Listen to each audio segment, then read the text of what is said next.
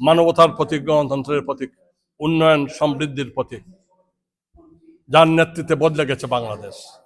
জননেত্রী শেখ হাসিনা কে আমরা জননেত্রী শেখ হাসিনার উপস্থিতিতে আমরা একটি সমাবেশ করতে চাই।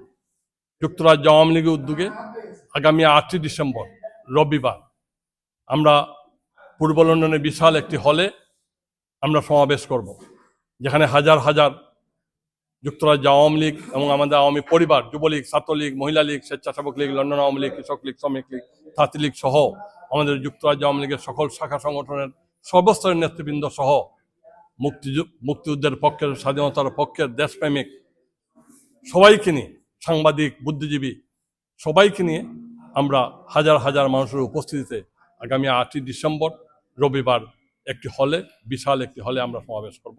যেই সমাবেশে মাননীয় প্রধানমন্ত্রী বক্তব্য রাখবেন এবং মাননীয় প্রধানমন্ত্রী আমাদেরকে দিক নির্দেশনা দেবেন। আমরা বিশ্বাস করি আজকের যেই বাংলাদেশ, মাননীয় প্রধানমন্ত্রী বিশ্বকে অবাক করে যেই পদ্মা ব্রিজ তৈরি করেছিলেন, বিশ্বকে অবাক করে যে উন্নয়ন সমৃদ্ধি করেছিলেন, বিশ্বকে অবাক করে যেই মাননীয় প্রধানমন্ত্রী সকল সূচকে বাংলাদেশকে এগিয়ে নিয়ে গিয়েছিলেন, সেই বাংলাদেশ আজকে মাননীয় প্রধানমন্ত্রীর অবর্তমানে তলিয়ে গিয়েছে। আজকের বাংলাদেশে কোনো আইন শৃঙ্খলা নেই, মানুষ হত্যা করা হচ্ছে, ধর্মীয় সম্প্রদায়ের সকল লোকদেরকে হত্যা করা হচ্ছে, হাজার হাজার লক্ষ লক্ষ মানুষের বিরুদ্ধে মিথ্যা মামলা, হত্যা মামলা দেওয়া হয়েছে। মানুষ মিছিল করতে পারে না। যেই জয় বাংলা স্লোগান, মুক্তিযুদ্ধের স্লোগান, সেই জয় বাংলা স্লোগান আজকে বাংলাদেশে আমরা প্রতিধ্বনি করতে পারিনি।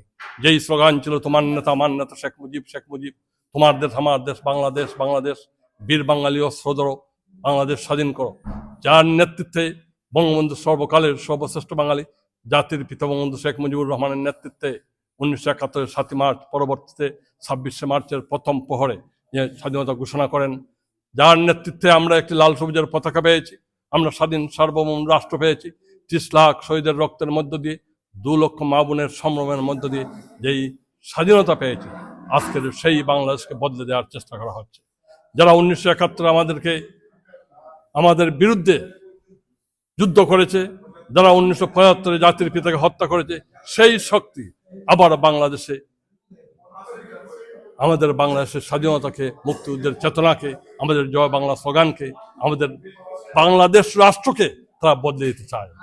আজকে বাংলাদেশের রাষ্ট্রের নাম বদল করতে চায়। আজকে আমার সোনার বাংলা তোমায় আমি ভালোবাসি, যে আমাদের জাতীয় সঙ্গীত, সেই জাতীয় সঙ্গীতকে আজকে বদলে দিতে চায়। আজকে আওয়ামী লীগকে তারা নিধন করতে চায়। আমরা বিশ্বাস করি 1971 মহান মুক্তিযুদ্ধে যেই আওয়ামী লীগ বাংলাদেশের নেতৃত্ব দিয়েছে, 75 15 আগস্ট সেই আওয়ামী লীগকে তারা নিধন করতে চেয়েছে, 3 নভেম্বর আওয়ামী লীগকে নিধন করতে চেয়েছে, 1-11 সময় আওয়ামী লীগকে নিধন করতে চেয়েছে, পারেনি। আওয়ামী লীগ বারবার ঘুরে উঠছে।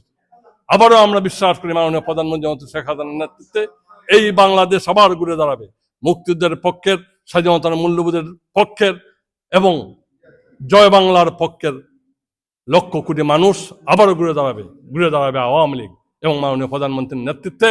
আমরা এই বাংলাদেশকে একটি শান্তির বাংলাদেশ, একটি সেকুলার বাংলাদেশ, একটি অসাম্প্রদায়িক বাংলাদেশ, একটি উন্নত, সমৃদ্ধ, আধুনিক, স্মার্ট বাংলাদেশ গঠন করব।